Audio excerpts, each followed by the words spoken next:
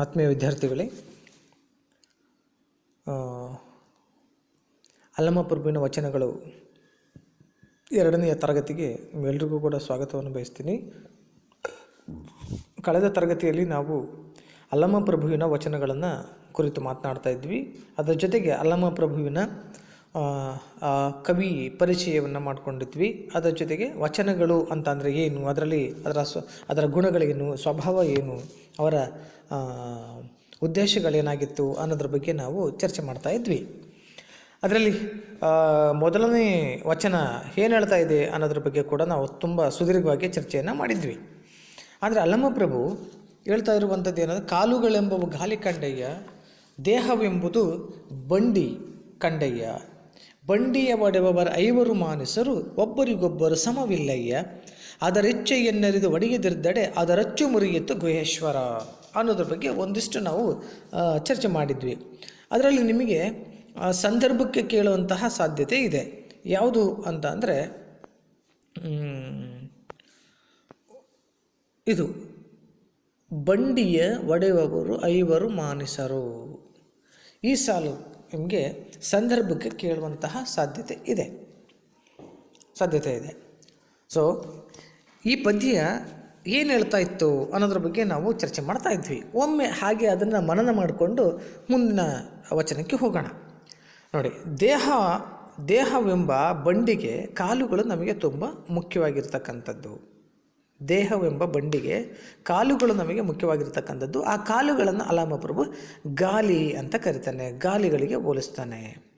ಹಾಗಾಗಿ ದೇಹವೆಂಬುದು ಒಂದು ತುಂಬಿದ ಬಂಡಿ, ಅದನ್ನು ಆ ದೇಹವನ್ನು ತುಂಬಿದ ಬಂಡಿಗೆ ಸಮಾನವಾದದ್ದು ಅಂತ ಹೇಳ್ತಾ ಇದ್ದಾನೆ. ಸಮಾನವಾದದ್ದು ಬಂಡಿಯನ್ನು ಮುನ್ನಡೆಸುವಂತಹ ಈ ದೇಹ ಎಂಬ ಬಂಡಿಯನ್ನು ಮುನ್ನಡೆಸಲಿಕ್ಕೆ ಮುಖ್ಯವಾಗಿ ಬೇಕಾಗಿರತಕ್ಕಂಥದ್ದು ಕಣ್ಣು, ಕಿವಿ, ಮೂಗು, ನಾಲಿಗೆ, ಚರ್ಮ ಎಂಬ ಪಂಚೇಂದ್ರಿಯಗಳು. ಈ 5 ಜನ ಇದ್ದಾರಲ್ಲ, ಈ ಐದು ಜನ ಮನುಷ್ಯರು ಅಂತ ಕರೀತಾರೆ. ಈ 5 ಜನ ಮನುಷ್ಯರು ಒಬ್ಬರಂತೆ ಮತ್ತೊಬ್ಬರು ಸಮವಾಗಿ ಇಲ್ಲ. ಹಾಗಾಗಿ ಅದರ ಇಷ್ಟವನ್ನು ತಿಳಿದು ನಾವು ಈ ದೇಹವೆಂಬ ತುಂಬಿದ ಬಂಡಿಯ ಸುರಕ್ಷತೆಯನ್ನು ಅರಿತು ಇಂದ್ರಿಯಗಳನ್ನು ನಾವು ನಿಗ್ರಹಿಸಿ ದೇಹವೆಂಬ ಬಂಡಿಯನ್ನು ಮುನ್ನಡೆಸದೇ ಇದ್ದರೆ ಆಧಾರ ಸ್ತಂಭವಾದಂತಹ ಇಡೀ ಬದುಕು, ಇಡೀ ಜೀವನ ಅನ್ನುವಂಥದ್ದು ಮುರಿದು ಬೀಳುತ್ತೆ. ಹೇಗೆ ಅಂತಂದರೆ, 2 ಗಾಲಿಗಳು, ಬಂಡಿಯ ಗಾಲಿಗಳು ನಡೆಯೋದಕ್ಕೆ ಆಧಾರ ಸ್ತಂಭ ಅಚ್ಚು. ಆ ಅಚ್ಚು ಮುರಿದು ಬಿದ್ದರೆ ಇಡೀ ಬಂಡಿ ಹೇಗೆ ಮುರಿದು ಬೀಳುತ್ತೋ ಹಾಗೆಯೇ ಈ ದೇಹ ಎಂಬ ಬಂಡಿಗೆ ಆಧಾರ ಸ್ತಂಭ ಯಾವುದು ಅಂತಂದರೆ ಪಂಚೇಂದ್ರಿಯಗಳು. ಆ ಪಂಚೇಂದ್ರಿಯಗಳ ಇಷ್ಟವನ್ನು ಅರಿತು ನಾವು ಈ ದೇಹವೆಂಬ ಬಂಡಿಯಿಂದ ಮುನ್ನಡೆಸದೇ ಇದ್ದರೆ ಇಡೀ ಜೀವನ, ಇಡೀ ಬದುಕು ಅನ್ನುವಂತಹ ಆಧಾರ ನಮಗೆ ಏನಾಗುತ್ತೆ ಅಂತಂದರೆ ಮುರಿದು ಬೀಳುತ್ತೆ. ಹಾಗಾಗಿ ದೇಹದ ಒಂದು ಜೀವಂತಿಕೆ ಅನ್ನುವಂಥದ್ದು, ಒಂದು ಕ್ರಿಯಾತ್ಮಕತೆ ಅನ್ನುವಂಥದ್ದು, ಒಂದು ಚೈತನ್ಯ ಅನ್ನುವಂಥದ್ದು, ಕ್ರಿಯಾಶೀಲತೆ ಅನ್ನುವಂಥದ್ದೇ ಹಾಳಾಗಿ ಹೋಗುತ್ತೆ, ನಾಶ ಆಗಿ ಹೋಗುತ್ತೆ ಗುಹೇಶ್ವರ ಅಂತ ಹೇಳಿ ಅಲ್ಲಮಪ್ರಭು ಇಲ್ಲಿ ಹೇಳ್ತಾ ಇದ್ದಾನೆ. ಇದಿಷ್ಟು ಕಳೆದ ತರಗತಿಯಲ್ಲಿ ನಾವು ಚರ್ಚೆ ಮಾಡ್ತಾ ಇದ್ವಿ. ಇವತ್ತಿನ ತರಗತಿಯಲ್ಲಿ ನಾವು 2 ಮತ್ತು 3ನೇ ವಚನಗಳನ್ನು ನಾವು ಕುರಿತು ಚರ್ಚೆ ಮಾಡೋಣ. ನೋಡಿ, ಹೊಟ್ಟೆಯ ಮೇಲೆ ಕಟ್ಟುವೊರಗದ ಮೊಟ್ಟೆಯ ಕಟ್ಟಿದಡೇನು ಹಸಿವು ಹೋಹುದೇ, ಹೊಟ್ಟೆಯ ಮೇಲೆ ಕಟ್ಟುವೊರಗದ ಮೊಟ್ಟೆಯ ಕಟ್ಟಿದಡೇನು ಹಸಿವು ಹೋಹುದೇ, ಅಂಗದ ಮೇಲೆ ಲಿಂಗ ಸ್ವಯತ್ತವಾದಡೇನು ಭಕ್ತನಾಗಬಲ್ಲನೆ, ಅಂಗದ ಮೇಲೆ ಲಿಂಗ ಸ್ವಯತ್ತವಾದಡೇನು ಭಕ್ತನಾಗಬಲ್ಲನೆ, ಇಟ್ಟ ಕಲ್ಲು ಮೆಳೆಯ ಮೇಲೆ ಸಿಲುಕಿದಡೆ ಆ ಕಲ್ಲು ಲಿಂಗವೇ, ಆ ಮೆಳೆ ಭಕ್ತನೇ, ಇಟ್ಟಾತ ಗುರುವೇ, ಇಂತಪ್ಪವರ ಕಂಡಡಿ ನಾಚುವೆನಯ್ಯ ಗುಹೇಶ್ವರ. ಎಷ್ಟು ಅದ್ಭುತವಾಗಿ ಹೇಳ್ತಾರೆ ನೋಡಿ. ಹೊಟ್ಟೆಯ ಮೇಲೆ ಕಟ್ಟೋರಗದ ಮೊಟ್ಟೆಯ ಕಟ್ಟಿದಡೇನು ಹಸಿವು ಹೋಗುದೆ. ಹೊಟ್ಟೆಯ ಮೇಲ್ಭಾಗದಲ್ಲಿ ಮೇಲ್ಗಡೆ ಕಟ್ಟೋರಗದ, ನೋಡಿ, ಕಟ್ಟು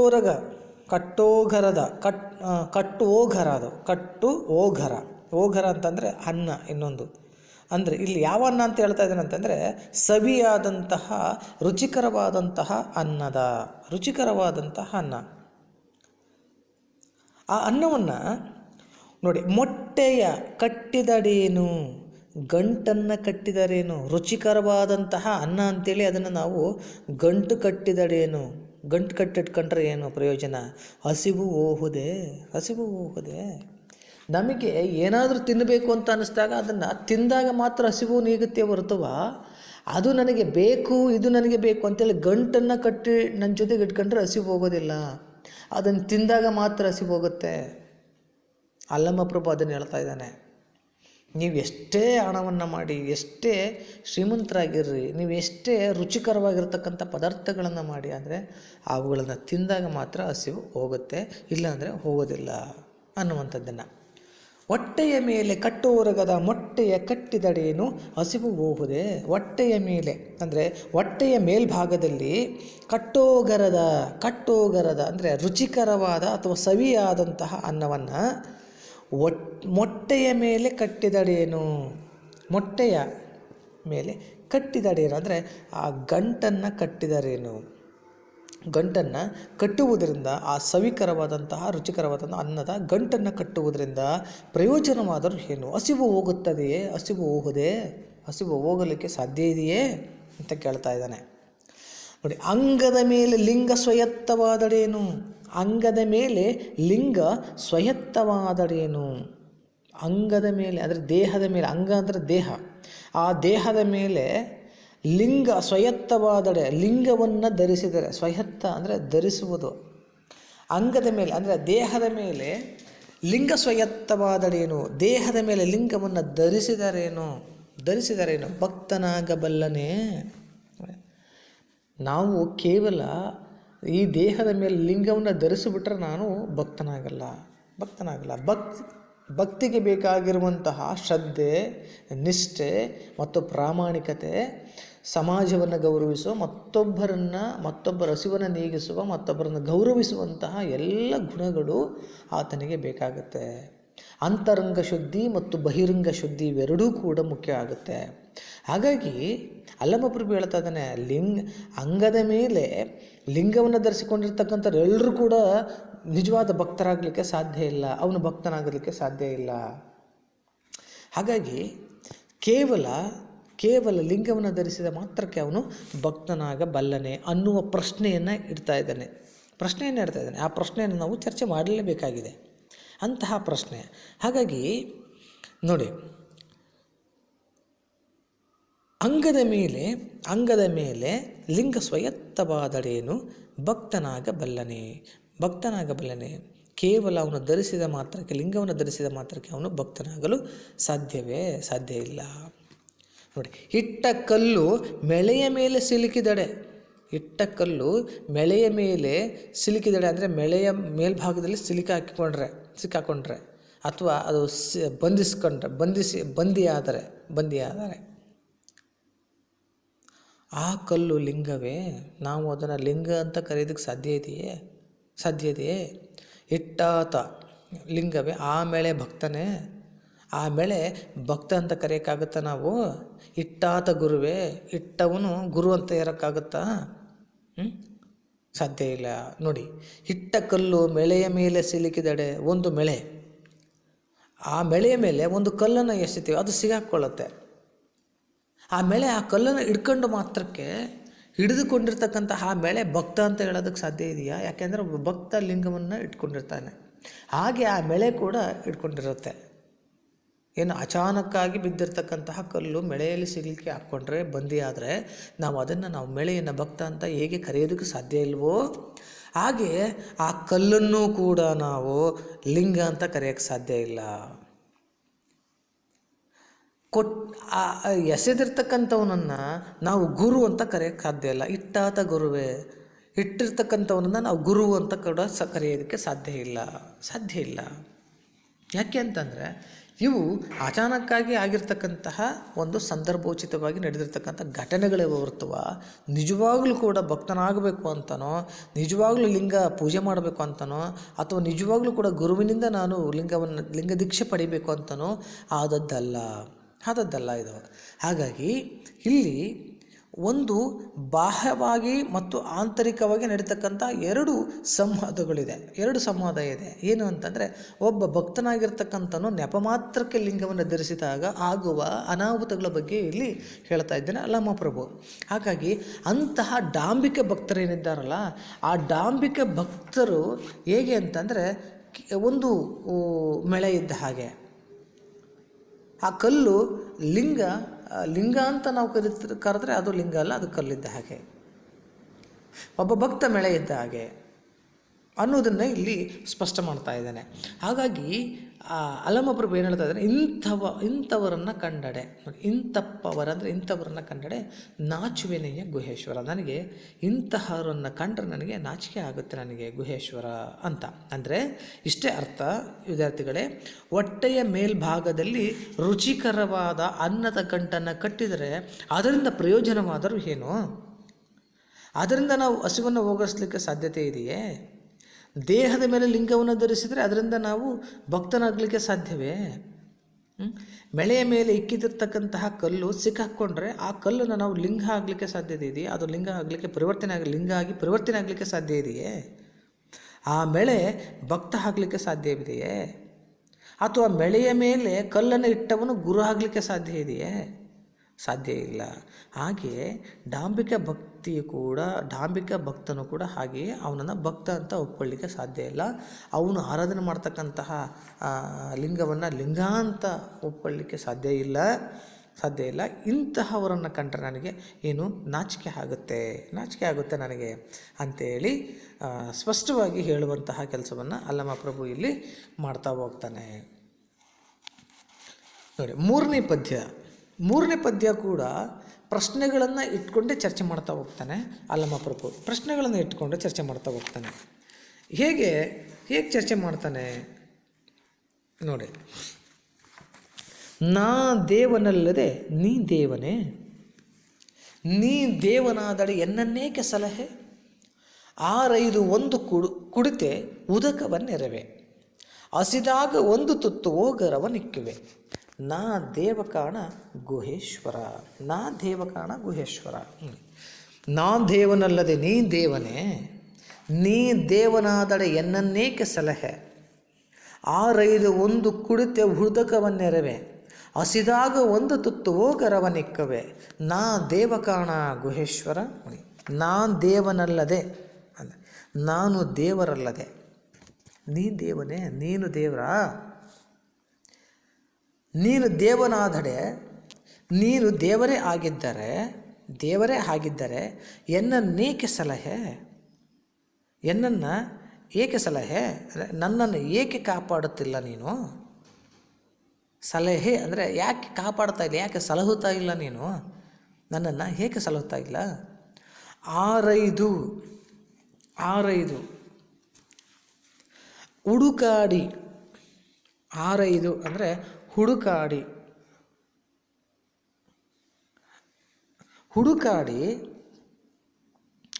ಒಂದು ಕುಡಿತೆ ಅಂದರೆ ಒಂದು ಗುಟುಕು ಅಥವಾ ಒಂದು ಬೊಗಸೆ ಉದಕವನ್ನೆರವೆ. ನೋಡಿ, ನಾನು ಹುಡುಕಾಡಿ ಒಂದು ಬೊಗಸೆ ಉದಕವನ್ನೆರವೆ ಅಂದರೆ ಒಂದು ಬೊಗಸೆ ನೀರನ್ನು ಎರಿತೀನಿ ನಾನು. ಹುಡುಕಾಡಿ ಅಂದರೆ ನೀರು ಎಲ್ಲೂ ಸಿಗಲಿಲ್ಲ ಅಂತಂದರೆ ಅದು ಸಿಗೋವರೆಗೂ ಬಿಡೋದಿಲ್ಲ. ಹುಡುಕಾಟ ಮಾಡಿ ನೀರು ಎಲ್ಲಿದೆಯೋ ಅಲ್ಲಿಂದ ನೀರನ್ನು ತಗೊಂಬಂದು ನಾನು ನಿನಗೆ ಎರಿತೀನಿ. ಇದನ್ನು ಮಾಡುವವನು ಯಾರು? ನಾನು. ಮಾಡಿ ಮುಂದೆ, ಹಸಿದಾಗ ಒಂದು ತುತ್ತು ಓಗರವನ್ನಿಕ್ಕುವೆ. ಓಗರ ಅಂದರೆ ಅನ್ನ. ಹಸಿದಾಗ ಒಂದು ತುತ್ತು ಓಗರವನ್ನಿಕ್ಕುವೆ. ನಿನಗೆ ಹಸಿವಾದರೆ ಒಂದು ತುತ್ತು ಅನ್ನವನ್ನು ಇಕ್ಕುವವನು ಯಾರು ಅಂದರೆ ನಾನು. ನಾವು ಹಬ್ಬ ಹರಿದಿನಗಳಲ್ಲಿ ಪೂಜೆ ಮಾಡುವಾಗ ದೇವರಿಗೆ ಎಡೆಯನ್ನು ಮಾಡ್ತೇವೆ. ಅನ್ನ, ಪಾಯಸ ಏನೇನು ಮಾಡಿರ್ತೀವಿ ಎಲ್ಲವನ್ನು ಇಡ್ತೇವೆ. ಅಂದರೆ ದೇವರಿಗೆ ಹಸಿವಾದಾಗ ಅನ್ನವನ್ನು ಕೊಡ್ತಕ್ಕಂಥವನು ಯಾರು ಅಂದರೆ ನಾನು. ಹಾಗಾಗಿ ನೋಡಿ, ನಾ ದೇವಕಾಣ ಗುಹೇಶ್ವರ. ಅನ್ನ ಕೊಡುವವನು ನಾನೇ ಆಗಿರುವಾಗ, ನೀರನ್ನು ಕೊಡುವವನು ನಾನೇ ಆಗಿರುವಾಗ ನಿನ್ನನ್ನು ಸಲಹುತ್ತಾರನಾರು ನಾನು. ಹಾಗಿದ್ದ ಮೇಲೆ ದೇವರು ನಾನೇ ಅಲ್ಲವೇ? ದೇವರು ನಾನೇ ಅಲ್ಲವೇ? ದೇವರು ಏನು ಮಾಡಬೇಕಾಗಿತ್ತು? ಮನುಷ್ಯನಿಗೆ ಹಸಿವಾದರೆ ಅನ್ನ ಕೊಡಬೇಕಾಗಿತ್ತು, ಬಾಯಾರಿಕೆ ಆದರೆ ನೀರು ಕೊಡಬೇಕಾಗಿತ್ತು. ಆದರೆ ಇವೆರಡನ್ನೂ ನೀನು ನನಗೆ ಕೊಡ್ತಾ ಇಲ್ಲ. ಹಾಗಾಗಿ ಇವೆರಡನ್ನೂ ಕೂಡ ಕೊಡ್ತಾ ಇರ್ತಕ್ಕಂಥವನು ಯಾರು ಅಂದರೆ ನಾನಾಗಿದ್ದೇನೆ. ಹಾಗಾಗಿ ನಾನೇ ದೇವರು ಕಾಣ ಗುಹೇಶ್ವರ, ನಾನೇ ದೇವ ಕಾಣ ಗುಹೇಶ್ವರ ಅಂಥೇಳಿ ಅಲ್ಲಮ ಪ್ರಭು ಹೇಳ್ತಾ ಇದ್ದಾನೆ. ಎಷ್ಟು ಅದ್ಭುತವಾಗಿ, ಎಷ್ಟು ಧೈರ್ಯವಾಗಿ ಆತ ಮಾತನಾಡ್ತಾ ಹೋಗ್ತಾನಲ್ವ. ಅದಕ್ಕೆ ನೋಡಿ, ಈಗ ಬಸವಣ್ಣ ಹೇಳುವ ಹಾಗೆ ಉಳ್ಳವರು ಶಿವಾಲಯ ಮಾಡುವರು, ಶಿವಾಲಯನ ಕಟ್ಟುವವರು ಯಾರು? ಅವರೇ. ಉಳ್ಳವರು ಮನುಷ್ಯನೇ ಕಟ್ತಾನೆ. ಅದಕ್ಕೆ ಆತ ಹೇಳ್ತಾ, ಉಳ್ಳವರು ಶಿವಾಲಯ ಮಾಡುವರು, ನಾನೇನು ಮಾಡಲಿ ಬಡವನಯ್ಯ, ಎನ್ನ ಕಾಲ ಕಂಬ ದೇಹವೇ ದೇಗುಲ, ಶಿರವನ್ನು ಕಳಸವಯ್ಯ ಕೂಡಲ ಸಂಗಮ ದೇವ. ಎಷ್ಟು ಅದ್ಭುತವಾಗಿ ಹೇಳ್ತಾನೆ ಆತ ಕೂಡ. ಹಾಗಾಗಿ ಎಲ್ಲ ದೇವಾಲಯ ಕಟ್ಟುವವನು ಅವನೇ, ದೇವರು ಮಾಡುವವನು ಅವನೇ, ಅದಕ್ಕೆ ಶೃಂಗಾರ ಮಾಡುವವನು ಅವನೇ, ಮನುಷ್ಯನೇ ಆಗಿದ್ದಾನೆ.